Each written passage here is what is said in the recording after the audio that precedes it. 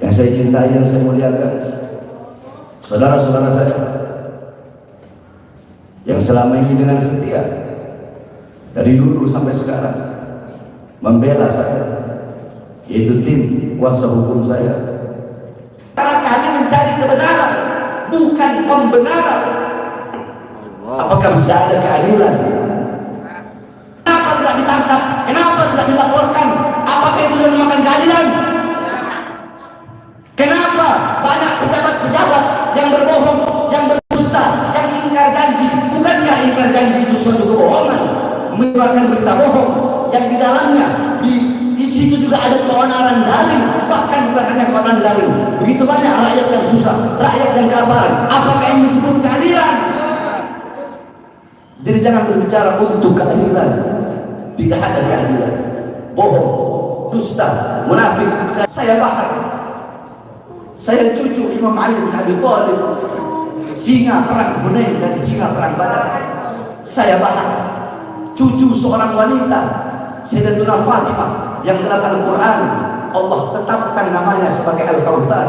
Saya bahkan bersumpah, sebagaimana sumpah-sumpah saya dulu dalam pledoi, demi Allah, selama kedua mata saya masih terbuka untuk melihat kemungkaran, melihat ketidakadilan, melihat kezaliman, melihat penindasan, maka selama itu Bahar bin Smith tidak akan pernah tunduk dan akan selalu bangkit melawan ketidakadilan, kezaliman dan kemungkaran tersebut dari manapun datangnya, baik dari kawan, dari lawan, atau bahkan dari diri saya sendiri. Terima kasih Majelis Hakim yang mulia, Bandung, 4 Agustus, Pengadilan Negeri Bandung, Bahar bin Ali bin Smith.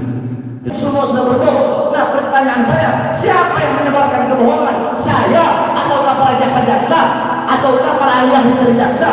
Bahkan saya berani mengatakan, biang kebohongan adalah oknum-oknum penguasa yang ingin memuaskan isi perutnya yang benar. Yang paling banyak melakukan kebohongan adalah oknum-oknum para penguasa yang ingin memuaskan isi perutnya. Apakah itu disebut keadilan?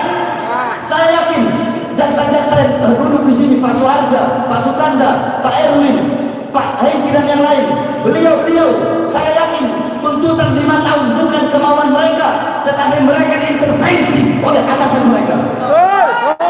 Apakah ini disebut keadilan?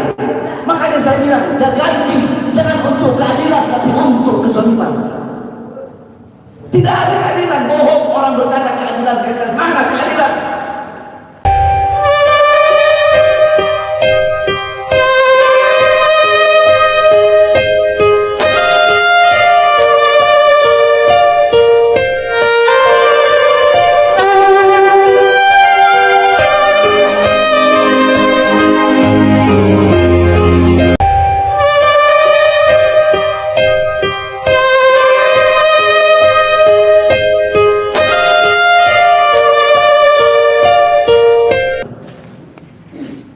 Silakan ya.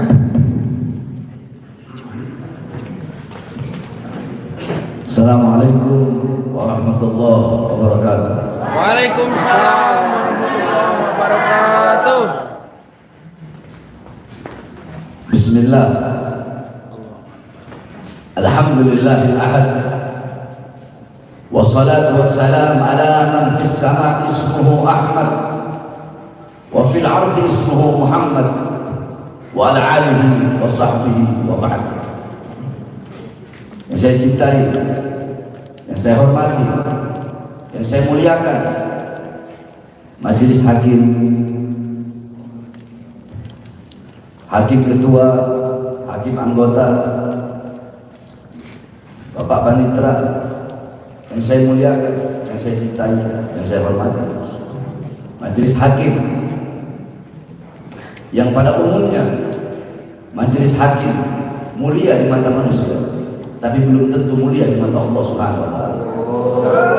Yang saya cintai, yang saya muliakan, yang saya hormati, saudara-saudara saya, jaksa penuntut umum, Bapak Suharja, Bapak Erwin, Bapak Sukanda, Bapak Hengki, Ibu Kasih Fidum, beserta seluruh jaksa penuntut umum, Terima kasih telah menuntut saya 5 tahun.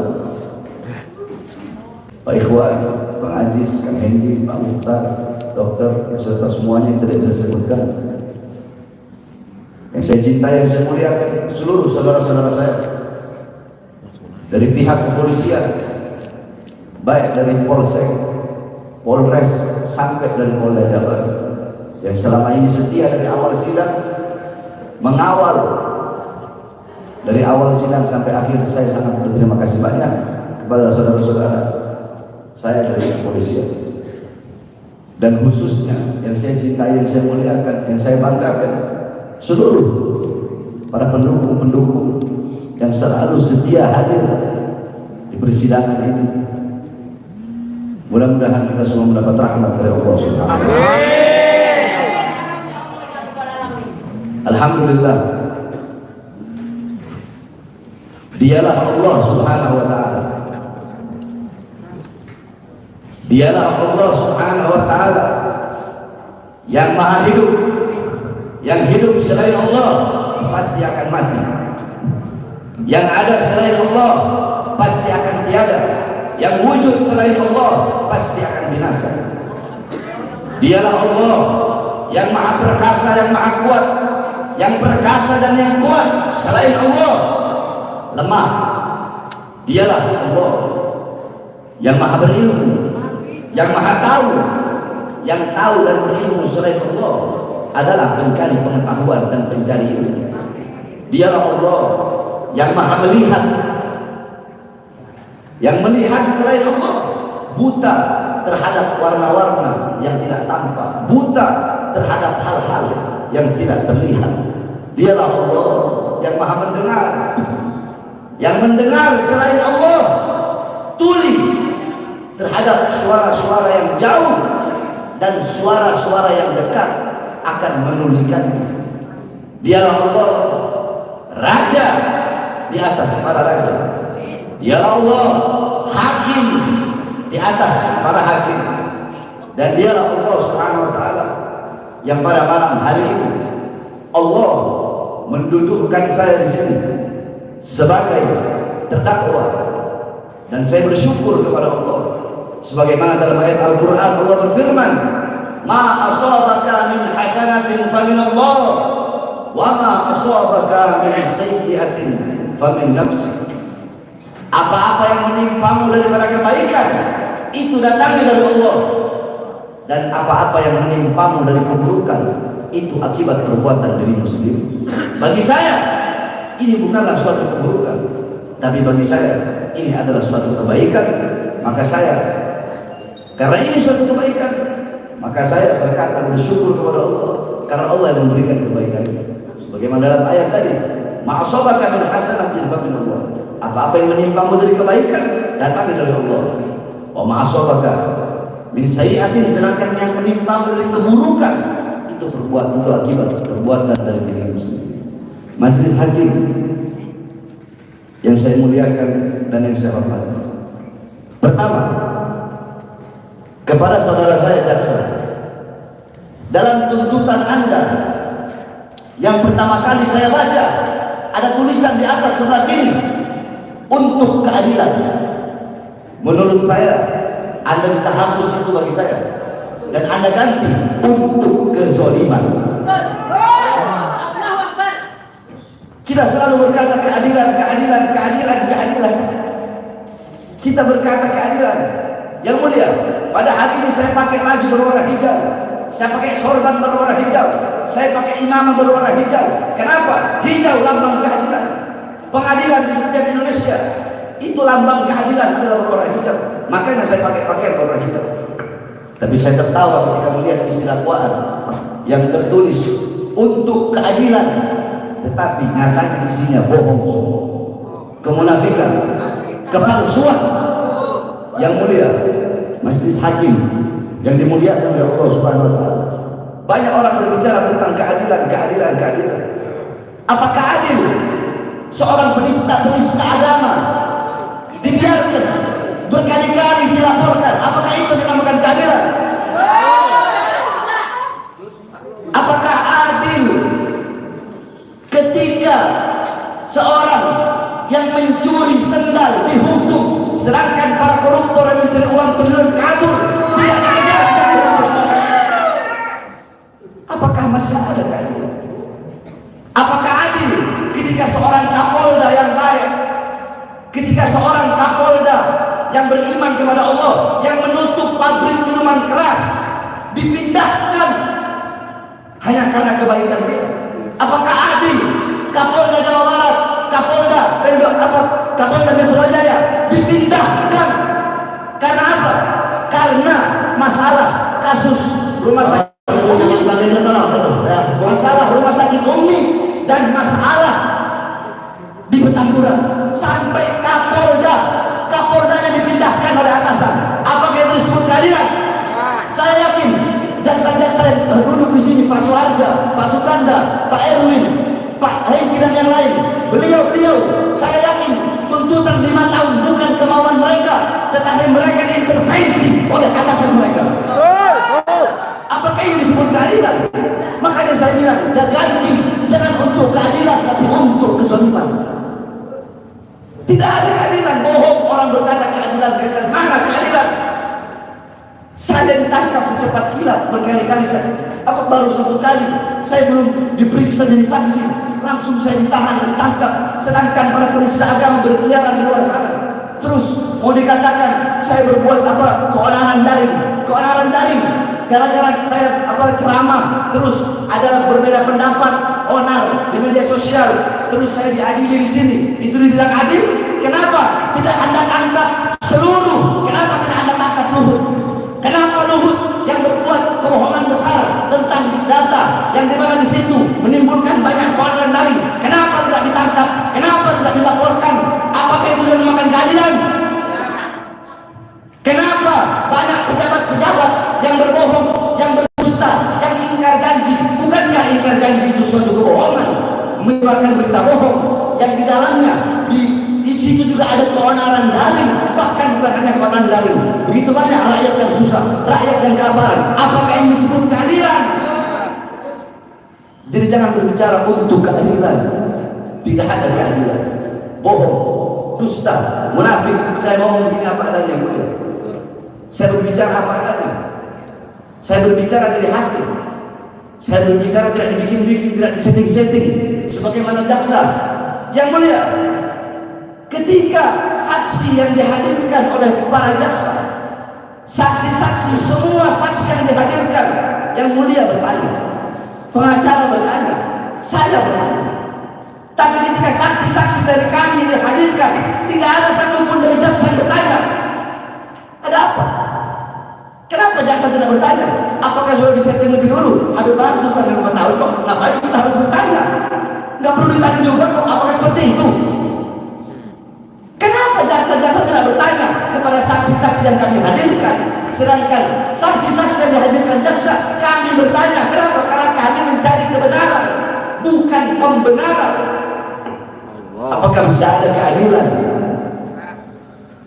Yang pertama yang mulia, yang ini saya sampaikan, bahwa di sini penuntut umum berkata tidak sependapat dengan ahli Dr. Muzakir yang berpendapat dalam menyiarkan berita tersebut haruslah melalui alat siar seperti radio, televisi, atau alat siar lainnya, karena terkait penyiaran telah diatur dalam Undang-Undang Nomor 32 Tahun 2002 tentang penyiaran, di mana dalam undang-undang tersebut telah diatur lembaga penyiaran, sehingga menurut ahli kata menyiarkan dalam Undang-Undang Nomor 1 Tahun 1946 sudah tidak relevan lagi, karena sudah ada Undang-Undang tentang penyiaran tahun 2002. Oleh karenanya pasal 14 Undang-Undang Nomor 1 Tahun 1946 tidak berlaku terhadap semua orang kecuali terhadap orang yang menyiarkan. Bahwa jika pasal 14 Undang-Undang Nomor 1 Tahun 1946 dimaksud sebagai aturan untuk mengatur penyiaran, maka tentunya Undang-Undang tentang penyiaran akan mencabut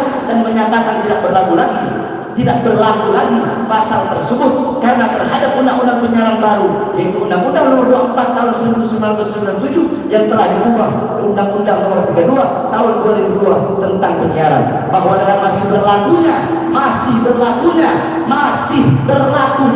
pasal 14 Undang-Undang Nomor 1 Tahun 1946 menurut penuntut Penuntut umum tentunya masih ada perbuatan-perbuatan menyiarkan yang tidak tercakup dan tidak terjangkau oleh undang-undang penyiaran, dan dengan demikian penuntut umum tidak sependapat dengan ahli Dr. Zakir Salimah yang menyatakan dalam perkara ini seharusnya diterapkan adalah undang-undang penyiaran. Ini kan berarti jaksa penuntut umum mengapa inti daripada ini? Berarti kalau udah ada undang-undang baru, undang-undang lama kenapa kok nggak dihapus? Saya bahas ada undang-undang Omnibus Law tahun 2003 peraturan nomor 11, tapi ada undang-undang baru Omnibus Law tahun 2020 peraturan 11. Kenapa 2003 nggak dihapus? Itu perbandingan yang mulia. Itu yang pertama. Yang kedua, di sini bahwa dalam persidangan terdakwa Habib As-Sayyid Bahar bin Smith alias Habib Bahar menerangkan terkait ceramahnya dalam acara Maulid Nabi Muhammad di kampung Cimisoro, Desa Langgung, Kecamatan Mangkasi, Kabupaten Bandung. Dia mengatakan 6 pengawal Habib Rizik Syihab dibunuh, dibantai, disiksa, dicopot kukunya, dikuliti kemaluan, dibakar, mereka dibikin seperti binatang. Sumbernya dari buku putih tim pengawal peristiwa pembunuhan TP3, karena 50 buku karena buku mana bukan merupakan produk dari instansi yang berwenang, juga tidak dijadikan sebagai rujukan ataupun dasar atas suatu proses penyidikan. Dari cerita keluarga korban pada saat acara Haul Syuhada, dari foto-foto seluruh jenazah, sedangkan buku putih yang diterbitkan oleh TP3 sumber datanya bukan dari instansi yang berwenang, sehingga data-data yang ada di buku putih tersebut termasuk foto ke-6 jenazah Laskar FPI tersebut tidak valid, sehingga tidak bisa dijadikan rujukan. Oleh karenanya alasan terdakwa Habib As-Sayyid Bahar bin Smith alias Habib Bahar bin Smith tersebut haruslah dikesampingkan. Saya jawab bahwa secara sah dan legal buku tersebut diterbitkan oleh Yayasan Pengkajian Sumber Daya Indonesia YPSI, Jalan Gandaria 11 nomor 12, Kebayoran Baru, Jakarta Selatan, cetakan 1 Mei 2021. Undang-undang dilarang memperbanyak sebagian atau seluruh isi buku ini tanpa seizin tertulis dari penerbit.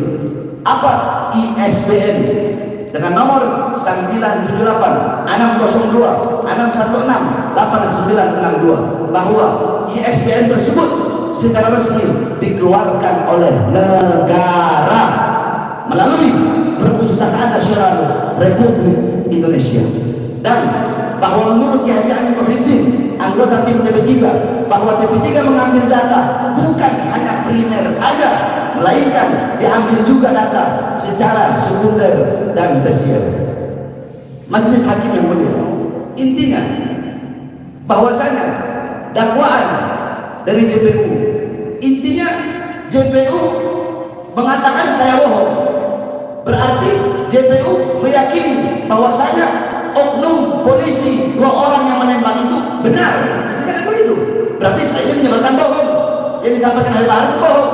Saudara, Majelis Hakim yang dimuliakan oleh Allah Subhanahu wa taala.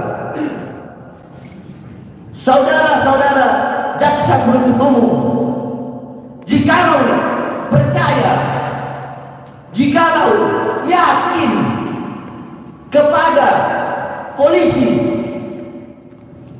institusi kepolisian, oknum polisi yang membunuh 6 laskar hanya ditembak, tidak dibantai, tidak disiksa, tidak ada luka, itu kepercayaan daripada dakwaan jaksa menurut sumber instansi yang berwenang,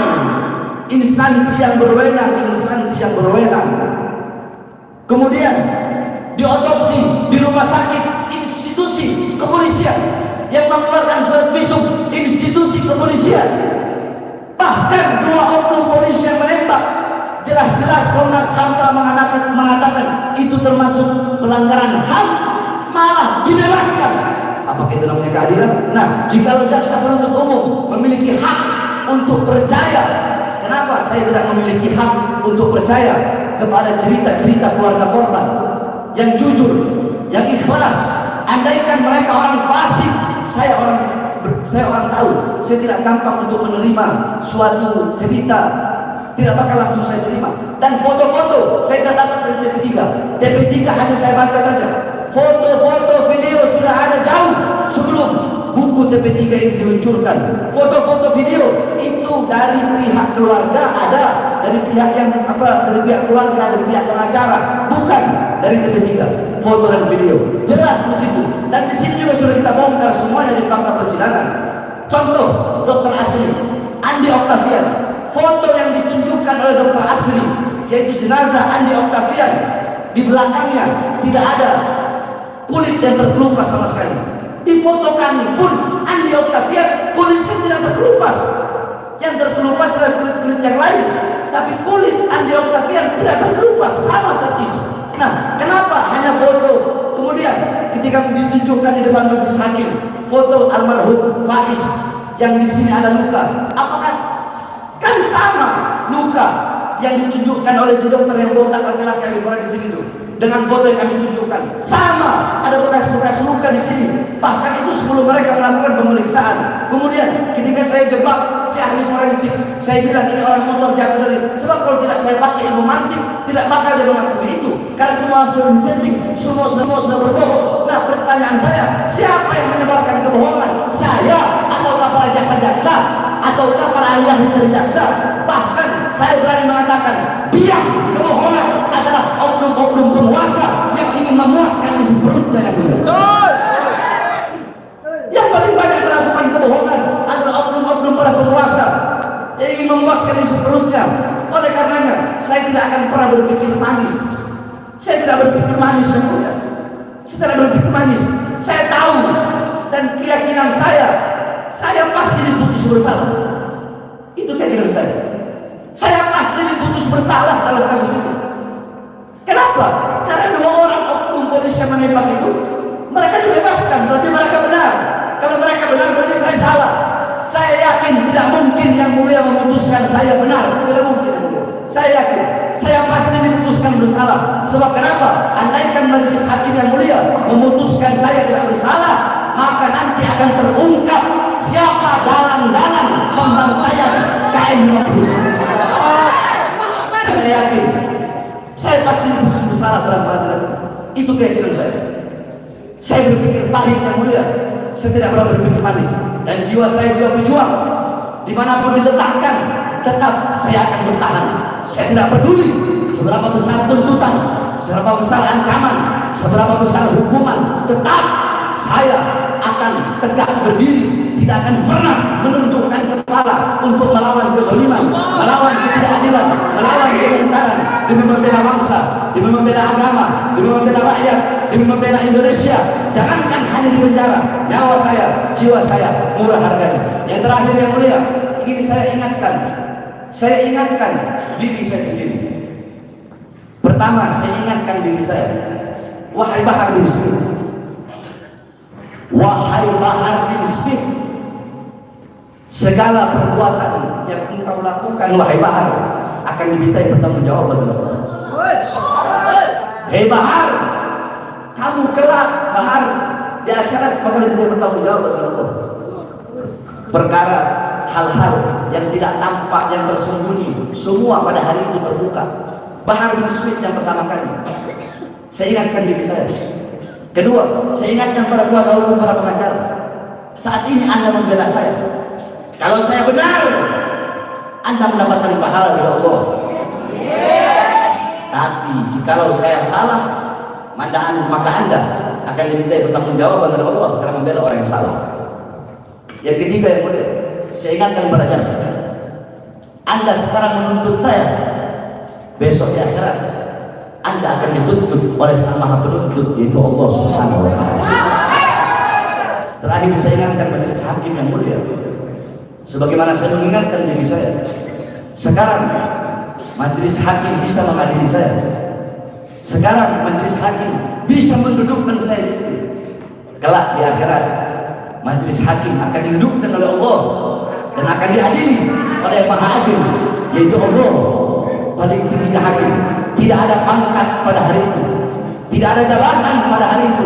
Allah raja dan hakim pada hari itu, dan majelis hakim akan diminta pertanggungjawaban dari Allah Subhanahu wa Ta'ala. Dan saya tutup pledoi lisan saya ini, ana bahar bahar hafidu Sayyidina Mustafa al-Mukhtar. Ana bahar hafidu Ali bin Abi Thalib Asadul Hunain wal Badar. Ana bahar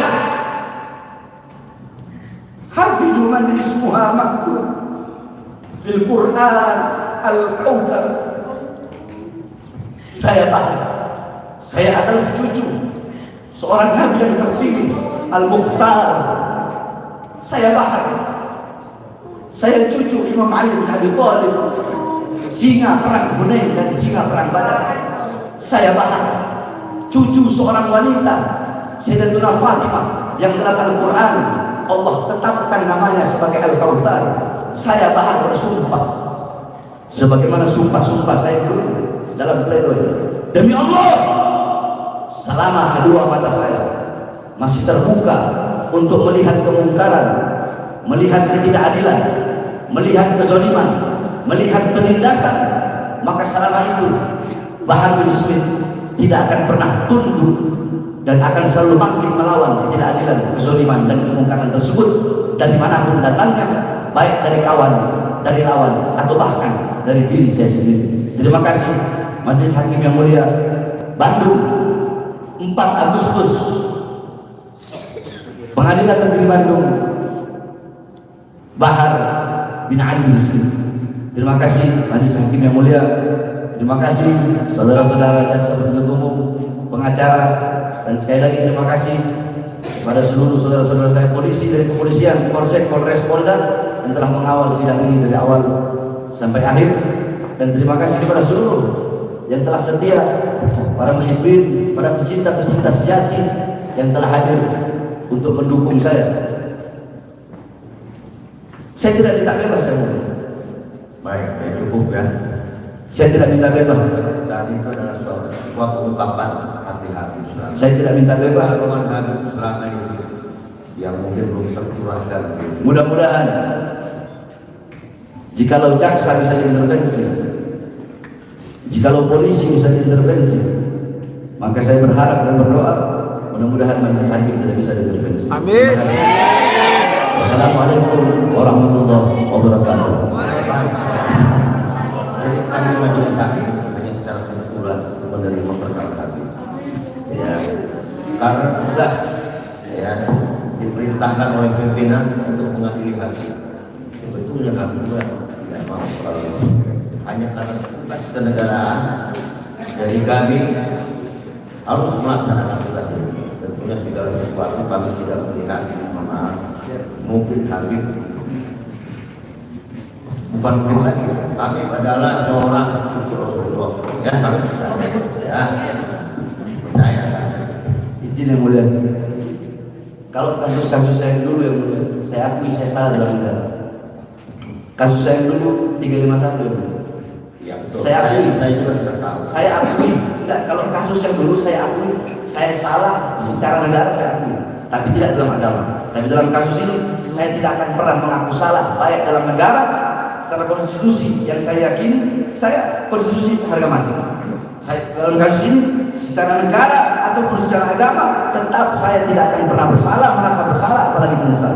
Kalau yang dulu ya saya merasa bersalah, saya mengakui salah secara negara. Tapi kasus ini secara negara dan secara agama saya tidak pernah mengaku bersalah. Terima kasih juga.